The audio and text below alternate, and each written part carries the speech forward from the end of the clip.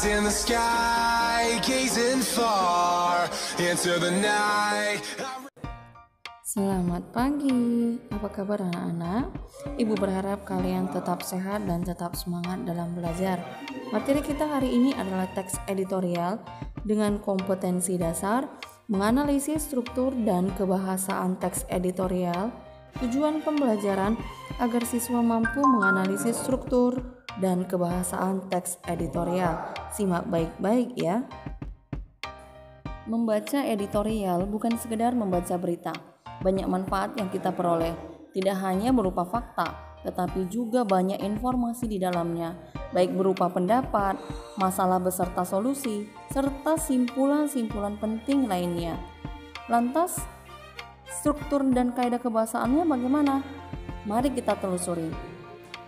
Sebagai teks yang bersifat argumentatif, struktur umum dari editorial dibentuk oleh bagian-bagian berikut. Yang pertama, pengenalan isu. Kedua, penyampaian argumen-argumen. Yang ketiga, simpulan. Pengenalan isu merupakan pendahuluan yang berupa sorotan peristiwa, mengandung suatu persoalan aktual. Penyampaian argumen disertai dengan pendapat-pendapat berupa penegasan. Di dalamnya terdapat peristiwa atau masalah faktual yang nantinya menjadi pro dan kontra. Sementara untuk simpulan berupa ikhtisar, saran atau rekomendasi sebagai penutup yang berupa pernyataan dalam menyelesaikan persoalan yang dikemukakan sebelumnya. Perhatikan dan pahami contoh teks editorial berikut yang disertai dengan strukturnya.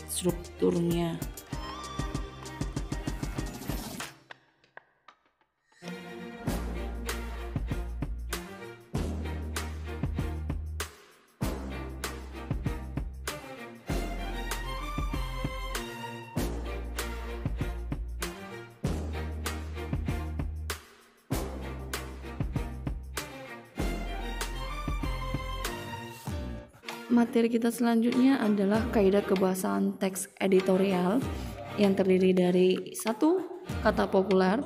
2. Merujuk pada waktu, tempat, ataupun peristiwa. 3. Menggunakan ungkapan persuasif. Yang keempat, menggunakan pernyataan mempertentangkan. Kelima, kata baku.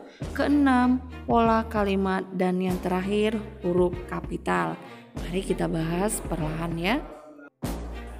Kata populer merupakan kata yang sudah biasa digunakan di masyarakat umum, baik pelajar, ibu rumah tangga, ataupun pekerja kantoran. Nah, berikut ini ada 4 kata, yang mana yang merupakan kata populer. Yang pertama konjungsi, kedua kata penghubung, ketiga servis, dan yang keempat layanan. Oke. Konjungsi dan servis merupakan kata kajian, sementara kata penghubung dan layanan merupakan kata populer. Merujuk waktu, tempat, dan peristiwa. Perhatikan contoh berikut. Rencana evaluasi RSBI hendaknya tidak diselesaikan dengan membereskan ekses selama berbulan-bulan. Kata rencana evaluasi merupakan merujuk pada peristiwa, sementara selama berbulan-bulan merujuk pada waktu.